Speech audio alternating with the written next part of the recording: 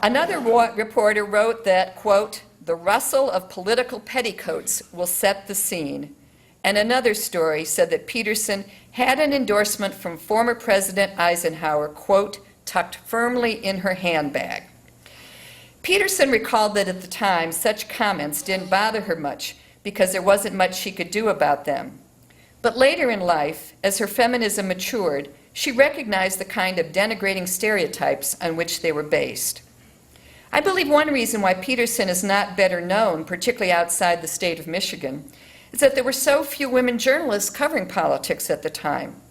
It's easy to forget that it was not until 1971, the year after Peterson retired from the Republican National Committee, that women were first admitted into the membership of the National Press Club and allowed to come down from the balconies to cover newsmaker lunches. I once asked Peterson if she could identify her click moment, a term coined by an article in Ms. Magazine in its early days, to describe that episode in a woman's life when a feminist consciousness is awakened. Peterson knew exactly when her moment occurred. Romney managed to win in 1964, but it was not a good election for the rest of the Republican ticket. At a time when no woman had ever chaired a state Republican party, prominent Republicans pushed Romney to recruit Peterson for the job. A month later, at the state party convention, she was waiting to go out on stage to accept her new position when Max Fisher, the industrialist who served as head of the party finance committee, pulled her aside.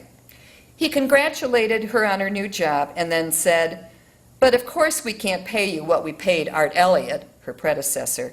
"You are a woman." He then told her she would be paid $15,000, which was $6,000 less than Elliott received. Peterson's response typified the kind of person she was. She later acknowledged that she had thought about crying. But on the other side of the curtain, the convention delegates were growing restless, and she knew her party needed her. So she went straight to the podium and delivered what reporters described as, quote, an emotional speech for party unity. Then she announced that she was donating $6,000 of her own salary to help retire the party's debt, and she expected all the delegates to make contributions as well. Nobody realized she was not going to get the money in the first place, not the reporters covering the event, not even her male deputy. And Peter's stoicism and diplomacy were such that it was many, many years before she began to identify Fisher publicly by name. Still, the episode infuriated her. "How dare they think I'm supposed to save the party," she told an interviewer late in her life. "They lost everything in 1964. They are the ones who thought I could do it, but I'm not worth the money because I'm a woman." And I think that really was the first time I began to observe things of that kind. It bugged me then, and it bugs me to this day when they put women down like that.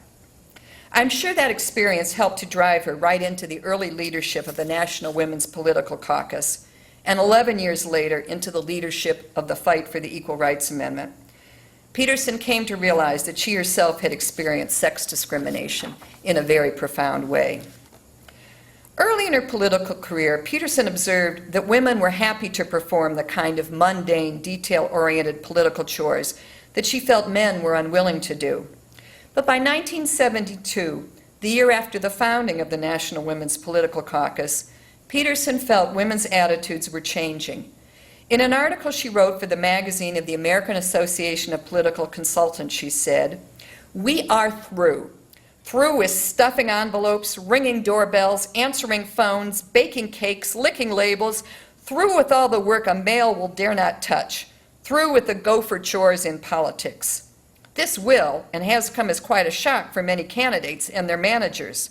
For too long, women have been doing 80% of the gut work in politics and getting little in thanks besides a form letter, a wilted corsage, and a condescending "thank God for the ladies" from a victorious candidate who speaks from the platform while we are in the pit. Finally, women are having the courage to climb up there where they belong, demanding not only to do the seating chart, but also to be a part of it. In feminist circles, there is a well-known quote that goes, "Well-behaved women seldom make history."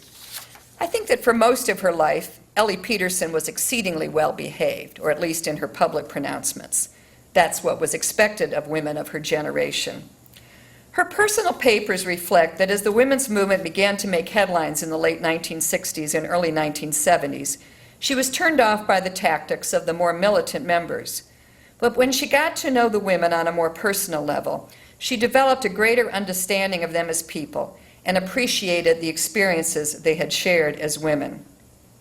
As Peterson aged and was approaching her 70s, three things happened. First, her political party turned to the right.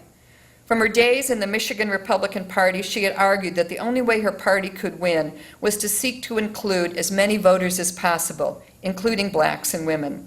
But now she felt the party's strategy was based totally on writing off those segments of the population. Similarly, she was very distressed that by 1980, the Republican Party had abandoned its history of support for the Equal Rights Amendment.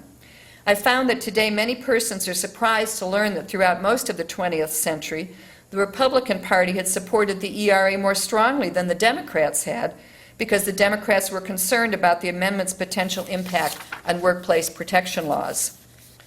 Secondly, Peterson's own career and her involvement with the women's movement led her to identify more strongly with women's issues than with the issues that were increasingly defining her party. Finally, she was old enough that she no longer had to worry about whether she was burning any bridges behind her. There were no political leadership jobs in her future, so she could feel free to speak her mind. All of these factors culminated in her decision in 1982 to lead a group of moderate Republican women to very publicly endorse Democrat James Blanchard when he ran against Richard Headley, the conservative Republican, for governor of Michigan. Later on, she described it as, quote, a protest, a statement, a scream, in capital letters, to be heard and to be considered. Peterson's decision drew the kind of press coverage that she hoped it would and generated some angry letters from some quarters of the Republican Party. But she did not retreat. She told the Detroit Free Press, I gave my 15 years of my life, 24 hours a day, to build a broad-based Republican Party. And to find now that we're reversing all that, I guess you have to say I'm a Michigander and a woman before I'm a Republican. Over the time I've been working on my book, former Massachusetts Governor Mitt Romney has emerged as one of the front runners, if not the front runner, for the Republican presidential nomination for 2012. Much of Peterson's political story, of course, is the story of George and Lenore Romney, Mitt's parents.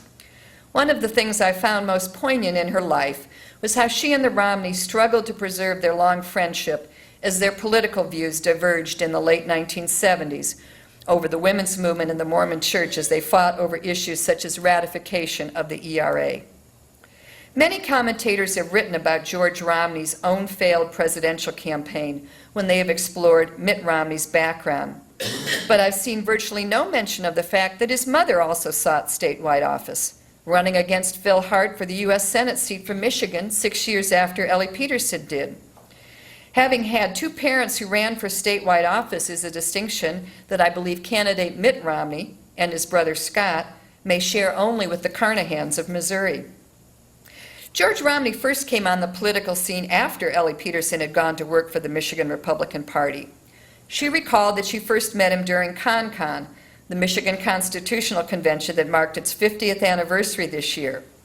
Peterson got to know Lenore Romney when the two of them began making appearances in small towns around the state, speaking in support of the constitutional revisions. When George Romney ran for governor, Peterson was assigned the job of managing Lenore Romney's appearances. She wrote in her memoir that she did not accept the assignment, quote, with a great deal of joy, and that she thought her own credentials, quote, rated more than another hand-holding position, shepherding the wife of a candidate. Elly Peterson lived by my mother's maxim of, if you can't say anything nice, don't say anything. And so by her standards, those statements were expressions of true annoyance. But she developed a great deal of respect and a close friendship with Lenore Romney, particularly after Mrs. Romney wowed the Lansing Press Corps at a press conference that she pretty much forced Peterson to set up for her at the start of the campaign. Peterson traveled all over the state with Mrs. Romney in that 1962 campaign, and Mitt, then a teenager, sometimes accompanied them. Local women, Peterson recalled, handled all the details of Lenore Romney's trips, raising money by selling everything that was saleable. Mitt, she recalled, with a bit of foresight, I think, quote, was in seventh heaven doing the selling. In her memoir, Peterson described how George Romney's strong religious convictions could be a source of amusement for the rest of his family. She recalled that on one trip near Traverse City, they consulted maps that seemed to suggest there was a road that looked as if it went over water. Mitch, she said, kept asserting that the road had to be there because it was, in fact, on the map.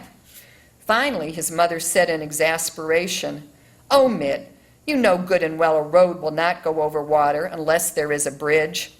"Oh, that's right," Mitt retorted. "Dad isn't here."